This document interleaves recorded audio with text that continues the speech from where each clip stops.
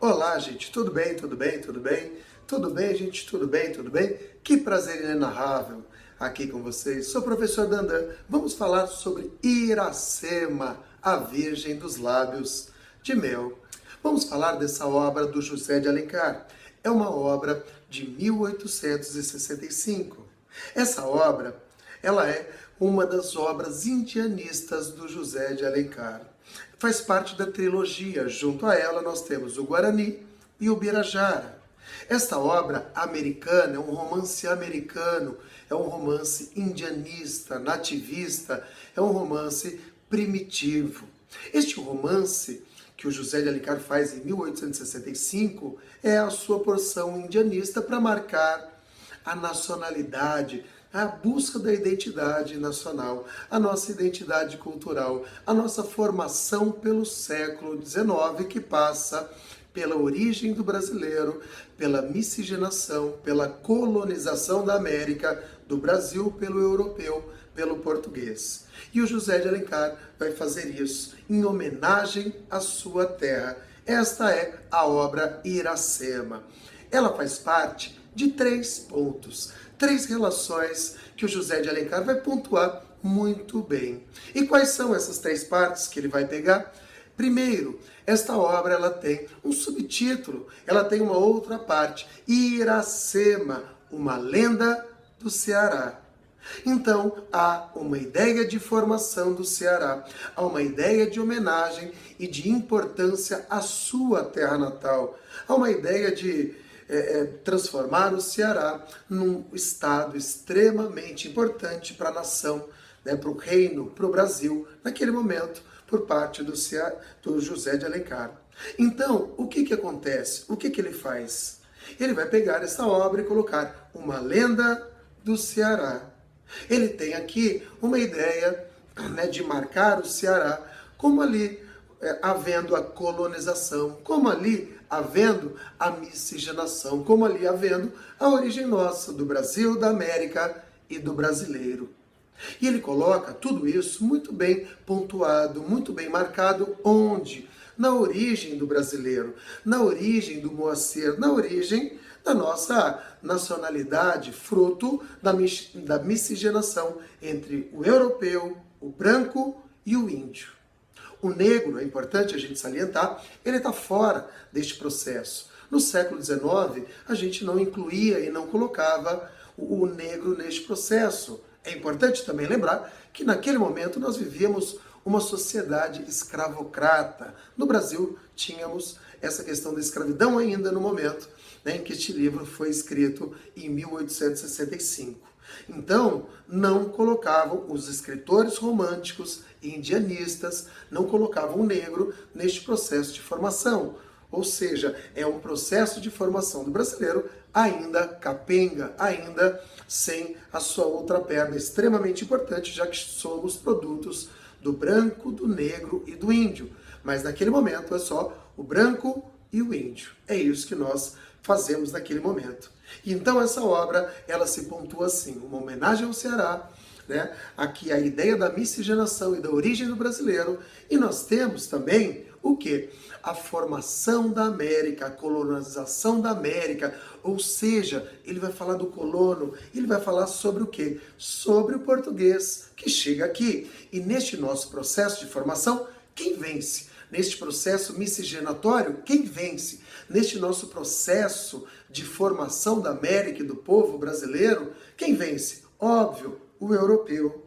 Temos características brancas, temos características do europeu, temos a cultura do europeu prevalecendo na nossa sociedade ainda hoje.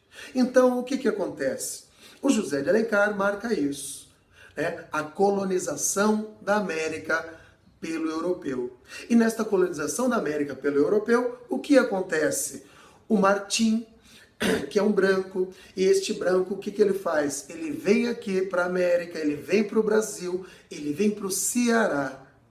E aí ele começa este processo. É importante a gente pontuar que o José de Alencar, um homem da elite brasileira, um homem que fora deputado, fora político, seu pai também, um homem, certo, que era da elite e era escravocrata e tudo mais, este homem, de certo modo, ele inocenta o branco pelo que ele fez aqui na América, aqui no Brasil. Então, o que ele faz? O branco vence esse processo. O branco dizima, destrói, desmata. Ele devasta a natureza, ele devasta a mata, ele devasta e destrói, dizima o índio. Mas ele faz tudo isso porque ele quer? Não, ele faz isso sem querer. Ele vai destruindo, né, e ele vai acabando com tudo, sem querer. Ou seja, de forma inconsciente, irresponsável e inconsequente. Por isso que na obra, o José de Alencar marca isso. De que modo? O Martim só vai desposar a Iracema quando ele está sob o efeito da Jurema. Ou seja, ele está irresponsável, inconsciente e inconsequente. É isso que ele vai dar para nós. Então, o que acontece? Ele vai devastar, ele europeu, ele português, ele Martim. Ele vai devastar o quê? A América, a mata, a natureza. E quem representa essa América, essa mata e essa natureza? Iracema. Gente, Iracema é um anagrama de América. Se a gente colocar ao contrário, Iracema vai dar o quê? Amecari. Ou seja, as mesmas letras, trocando só uma sílaba, a ordem dela, nós temos o quê? Nós temos América. A Iracema, então, é a representação da América, da natureza, da mata. É a representação deste lugar, que era virgem até o europeu aqui não chegar. E quando ele chega, o que acontece? Ele destrói, ele acaba, ele dizima, e esta América, esta mata, esta natureza, esta Iracema, não mais é virgem. Olha só, então ela é esta representação. Por isso que nós temos a Iracema, a virgem. E por que dos lábios de mel? Lábios de mel, porque Iracema, o José de Alencar, ele vê em Iracema uma origem, uma palavra tupi, ira, mel, sema, boca, abertura. Então, a virgem dos lábios de mel, é isso que ele vai dar para nossa heroína, é isso que ele vai dar para esta nossa virgem, para esta nossa Iracema, e por isso que ela tem os lábios de mel, e ela representa a natureza, ela é o equilíbrio da natureza, ela vence, ela tem o cabelo mais negro que a asa da graúna, mais longo que o talhe da palmeira, ela corre mais que a ema, ela tem o hálito mais doce que o favo da jati e mais cheiroso que a baunilha. A Iracema, o pé dela, nu, dócil e gracil, desliza na pelúcia verde. O que isso quer dizer? O pé dela é sutil, suave, mesmo ela andando descalça na terra. E a pelúcia verde é a grama. E então entramos numa relação muito bacana, que é a linguagem deste livro. A linguagem, ela é culta, ele não usa coloquialismos, porém, temos uma prosa poética. O que é isso? Prosa é um romance, é uma obra escrita e organizada em parágrafos. Mas é poética porque ele idealiza a natureza, idealiza o índio, idealiza o amor, idealiza a mulher. Então, toda vez que o José de Alencar, nesta obra, falar sobre o índio, o amor, a mulher e a natureza, haverá uma prosa poética. E quando ele fala sobre isso, gente, no livro inteiro. Isso é óbvio, eu sei, causa um pouco de dificuldade na leitura por parte de alguns alunos, por parte de alguns candidatos ao vestibular da FUVEST, aos vestibulares que essa obra é exigida, ou aqueles que querem lê-la, né? Mas é uma obra muito bacana, é uma obra extremamente interessante. E ele, nesta obra, ele vai usar muitos elementos, ele vai usar muitas referências, palavras, relações, expressões indígenas, americanas. Por quê? Porque ele achava que não era possível fazer uma obra e falar sobre o índio, sobre o americano, sobre o brasileiro, sem falar sobre a sua cultura, sobre a sua vivência, sobre as suas expressões. Por isso que ele critica demais a Conferência dos Tamoios, lá do Gonçalves de Magalhães, e tem uma briga, e tem um grande embate com o imperador Dom Pedro II. Esta obra, ele usa os elementos, ele vai ter uma descritividade muito grande das questões indígenas e da natureza. Para quê? Para ambientar a obra. Para quê?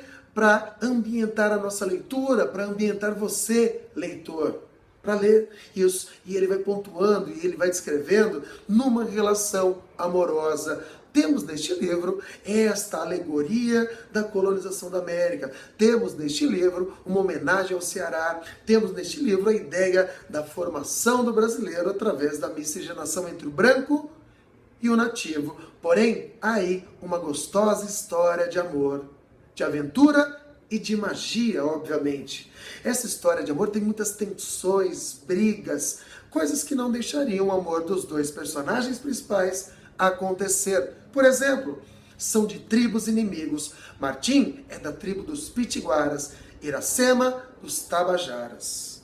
Nós temos o Martim, um branco, europeu, português, um homem cristão, amigo dos Pitiguaras, a tribo que ficava na praia, ou seja, a tribo que era, cabeça de camarão, ou seja, queimados da praia. E a Iracema, quem é ela? Ela é a nativa, ela é a índia, ela é o quê? A musa da tribo dos Tabajaras. É isso que nós teremos nesta obra, uma história de amor em que essas duas personagens vão quebrar todas as tensões, vão quebrar todas as impossibilidades. Essas personagens vão quebrar tudo aquilo que atrapalha o seu amor. O Martim será batizado índio, ele terá o nome de Coatiabo, o guerreiro pintado, o branco pintado.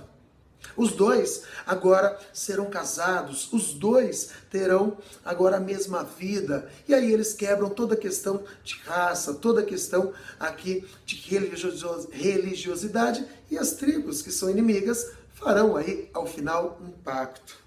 Os dois terão um filho. Este filho será Moacir, o filho da minha dor, o filho da dor. E este Moacir será o primeiro brasileiro. Este Moacir será o primeiro cearense, o primeiro americano, ou seja, o resultado desta colonização, desta imigração, o resultado desta miscigenação entre europeu e brasileiro, que vai dar para nós o quê? Vai dar para nós esta nossa identidade miscigenada e misturada.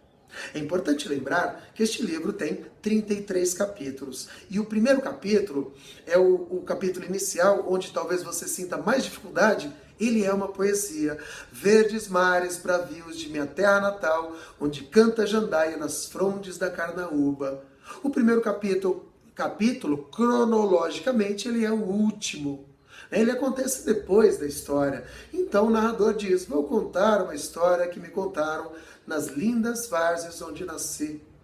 Então, nós temos nesta obra já uma antecipação. A Iracema, a personagem lendária, que representa uma índia que fora enterrada na praia entre dois coqueiros e que dá origem lendária ao Ceará.